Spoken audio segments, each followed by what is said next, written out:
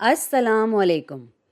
Biological systems میں یا biological دنیا میں ہر طرح کے ریاکشنز ہوتے ہیں جو توانائی کے لحاظ سے سازگار ہوتے ہیں، لیکن پھر بھی وہ تیزی سے نہیں ہوتے یا خود سے بھی نہیں ہو پاتے. اور گلوکوز کی فاسفوریلیشن اس کی ایک مثال ہے، اور یہ بہت ہی اہم ہے کیونکہ ہوتا یہ ہے کہ فاسفیٹ گروپ کو گلوکوز پہ ڈالنے سے یہ تیار ہو جاتا ہے، ایک طرح سے ان پٹ بننے کے لیے بہت سارے بایولوجیکل میکینزمز یا طریقہ کار کے لیے. یہ اجازت دیتا ہے گلوکوز کو ٹیگ ہونے کی تاکہ اس کے لیے مشکل ہو جائے سیل سے دور بھاگنا. اور یہ ایک بہت ہی سیدھا سا آسان سا میکینزم یا طریقہ کار ہے جہاں پہ آپ کے پاس ہے ایک اکیلی جوڑی الیکٹرانز کی اس ہائیڈروکسل گروپ پہ یہاں پر، اور اگر اس کی ترتیب بالکل صحیح ہو یہ ایک بانڈ بنا سکتا ہے فاسفورس کے ساتھ جو فاسفیٹ گروپ میں ہوتا ہے. اب جس وجہ سے یہ خود بخود نہیں ہو پاتا جبکہ توانائی کے لحاظ سے سازگار بھی ہے وہ یہ ہے کہ ایک دفعہ جب بانڈ بن جاتا ہے الیکٹرانز جو ہیں وہ قابل ہو جائیں گے ایک کم توانائی کی حالت میں جانے کے لیے، تو اس لیے اس کا ڈیلٹا جی نیگیٹو ہے. اگر یہ مالیکیولز ہیں ریاکشن سے پہلے، یا کہہ لیں کہ اتنی توانائی تھی ان کے پاس ریاکشن سے پہلے، ریاکشن کے بعد ان کے پاس کم فارغ توانائی ہے، یعنی کہ کم فری انرجی ہے، وہ توانائی کو رہا کرنے میں کامیاب رہی ہیں، تو یہ ایک ایسی چیز ہے جو ہمارے سامنے اچانک آ سکتی ہے، لیکن ریاکشن مکمل ہونے کے لیے آپ کو تھوڑی بہت توانائی کو سسٹم میں یا نظام میں ڈالنے کی ضرورت ہے. اس کو ہم ایکٹیویشن انرجی یا توانائی کہتے ہیں. اب آپ شاید کہیں کہ ایسا کیوں ہوتا ہے؟ تو ہمارے پاس ہیں الیکٹرانز جو بانڈ بنانا چاہتے ہیں اس فاسفورس کے ساتھ، لیکن یہ فاسفورس گھرا ہوا ہے نیگیٹو چارجز سے. یہ آکسیجن یہاں پر اس کا نیگیٹو چارج ہے اور اس آکسیجن کا بھی نیگیٹو چارج ہے، اور آپ تصور کر سکتے ہیں کہ الیکٹرانز کو پسند نہیں ہے دوسرے الیکٹرانز کے آس پاس ہونا. ایک جیسے چارجز ایک دوسرے سے دور بھاگتے ہیں، تو اس ریاکشن کے ہونے کے لیے اس کا کیٹلائز ہونا بہت ضروری ہے. یہاں پر کیٹلسٹ کی بہت ضرورت ہے. کیٹلسٹ کوئی بھی ایسی چیز ہوتی ہے جو کسی بھی ریاکشن کا ہونا تیز کر دیتی ہے یا جس کی وجہ سے ہی ریاکشن ہوتا ہے. اور جب ہم بایولوجیکل نظام میں کیٹلسٹس کی بات کرتے ہیں تو ہم عام طور پر انزائمز کی بات کرتے ہیں، اور جس طریقے سے انزائم اس ریاکشن کو کیٹلائز کرے وہ یہ کہ شاید یہ یہاں کچھ پازیٹیو چارجز پیدا کر دے، کچھ پازیٹیو چارجز یہاں لا سکتا ہے ان نیگیٹو چارجز کے ارد گرد، تاکہ ان کو تھوڑا پیچھے کی طرف کھینچ لیں اور یہاں جگہ بن سکے تاکہ ریاکشن آگے بڑھ سکے.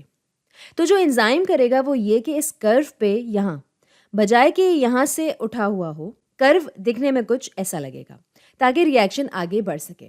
لیکن یہ انزائمز ہیں کیا؟ یہ کیا ہے جو یہاں چارجز پیدا کر سکتی ہیں جن کی وجہ سے ریاکشن ہو پاتا ہے؟ شاید مالیکیولز کو بھی موڑ دیں ایک خاص طریقے سے تاکہ کچھ بانڈز ایکسپوز یا بے نقاب ہو سکیں. یہ بظاہر جادوئی چیزیں ہیں کیا؟ اگر ہائی لیول کے حساب سے دیکھا جائے تو عموماً یہ ہوتے ہیں پروٹین کمپلیکسز. کچھ چیزیں آگے پیچھے اس میں ہوتی ہیں تو آپ ان کو پروٹینز کی طرح دیکھ سکتے ہیں.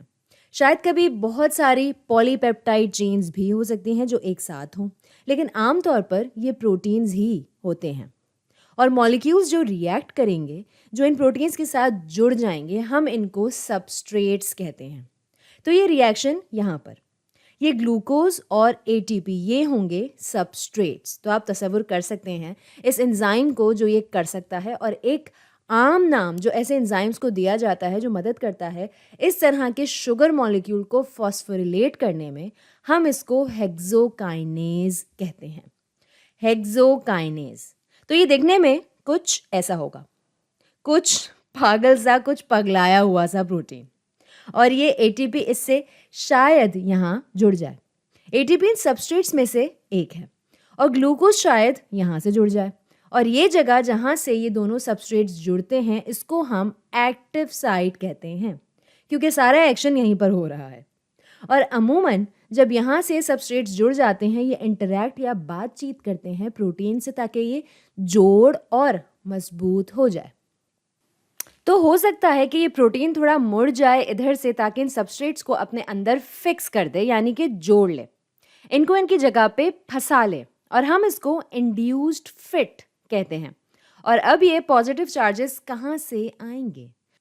تو یہ وہ چیزیں ہوں گی جو سائڈ چینز ہوں گی ان مختلف امائنو ایسڈس کی، جو پروٹین کی پولی پیپٹائڈ چین پہ پائی جائیں گی، اور یہ شاید کچھ اور آئنز بھی ہو سکتے ہیں، یہاں تک کہ حقیقت میں گلوکوز کی فاسفوریلیشن کے لیے ایک میگنیشیم آئن کی سہولت شامل ہو سکتی ہے۔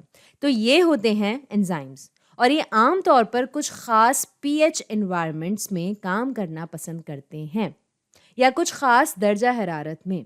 عام طور پر زیادہ درجہ حرارت اجازت دیتا ہے زیادہ انٹریکشن کی، چیزیں آپس میں زیادہ ٹکراتی ہیں، لیکن اگر درجہ حرارت کچھ زیادہ ہی بڑھ جائے، وہ پروٹین یا انزائم شاید کام کرنا ہی چھوڑ دے، وہ شاید اپنی اصلی ساخت ہی کھو بیٹھے۔ اور اب میں جس بات کی تعریف کرنا چاہوں گی وہ یہ کہ کتنے خوبصورت اور پیچیدہ ان کی ساخت یا اسٹرکچرز ہیں جو میں آپ کو دکھا رہی ہوں۔ آپ کو ہی اس کی تعریف کرنی چاہیے ہے۔ یہ آپ کے سیلز میں موجود ہیں، اپنے ہاتھوں کو دیکھیں، اپنے آس پاس دیکھیں، ایسی بہت ساری چیزیں آپ کے جسم کے اندر ہو رہی ہیں، تو شاید یہ اب آپ کے لیے بہت قابل تعریف ہو۔ تو یہ یہاں پر اس کو آپ تصور کر سکتے ہیں ایک ہیگزوکائنیز، اس کی ایک قسم، اور اس کے اسکیل کا یا پیمانے کا اندازہ لگانے کے لیے یہ ایک گلوکوز مالیکیول ہے، اور یہ یہاں پر ہے اے ٹی پی۔ یہ وہ دو سبسٹریٹس ہیں جو جڑیں گے ایکٹیو سائٹ سے جا کر۔ آپ کے پاس شاید انڈیوسڈ فٹ ہو جو اس کے آس پاس فٹ ہو جائے، یہ کچھ چارجز کو پیچھے کھینچتا ہے، یہ شاید مالیکیول کو ایک خاص طریقے سے موڑ دے تاکہ وہ ایک دوسرے سے انٹریکٹ کر پائیں، ان دو چیزوں کو قریب لے آئے، اور پھر آپ کے پاس ریاکشن ہوگا۔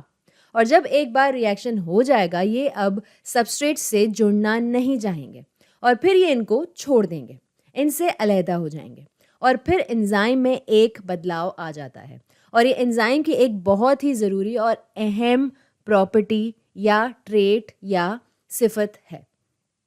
ایسا نہیں ہے کہ اس کو ایک بار استعمال کرنے کے بعد یہ ضائع ہو جاتا ہے، یہ بار بار ایسا کرنے کی قابلیت رکھتا ہے۔ ایک انزائم یہ چیز کئی کئی کئی کئی کئی بار کر سکتا ہے اپنی زندگی میں۔ تو آج کے لیے اتنا ہی۔